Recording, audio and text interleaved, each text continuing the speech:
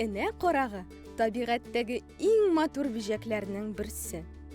Аны кояшлы көндә су өстендә күреп була. Энә карагы төрле төсләрдә, зәңгәр, яшел, кызыл төсләрдә була. Энә карагының ятмәс сыман 4 канаты аңа тиз очарга ярдәм итә. Озынча руль сыман тәне аңа очу юнәлешен билгеләргә мөмкинлек бирә. Энә карагы бик тиз оча торган бөҗәк. Аның очу тизлеге сәгатенә 96-144 километрга җитә. Энә карагының зур күзләре бик үзенчәлекле.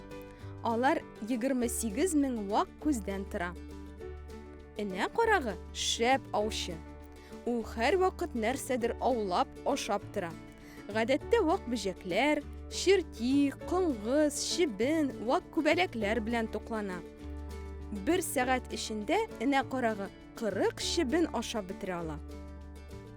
Әлеге бөҗәкләр җәй буе оча, көз көне йокыга тала. Энә карагы һава торышын алдан хәбәр итәргә сәләтле. Һава торышы бозылмаса, ул үзен гадәттәгечә тота. Бозылса, ир булып берләшеп канатларын җилфердәтеп, төрле тавышлар чыгара башлый. Энә карагының кортлары бик күп ашаулары белән аерылып тора. Алар маймыш, чукмарбаш, вак кыңгызларны чыгып торган аскы иреннәре ярдәмендә тотып ашый. 1 тәүлек эчендә энә карагы корты 50 маймыш ашап бетерә ала. Бираздан корт курчакка әверелә һәм аның эченнән зур күзле матур энә карагы чыга. 2 сәгатьтән ул инде оча башлый. Кайбер энә караклары күчмә кышлар кебек үк көз көне җылы якларга китә.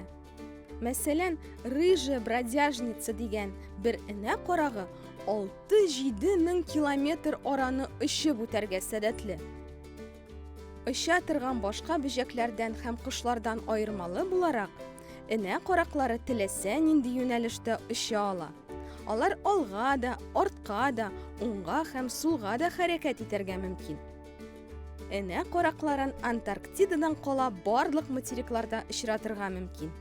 Бүгенге көндә бу бөҗәкләрнең 6500 төре билгеле.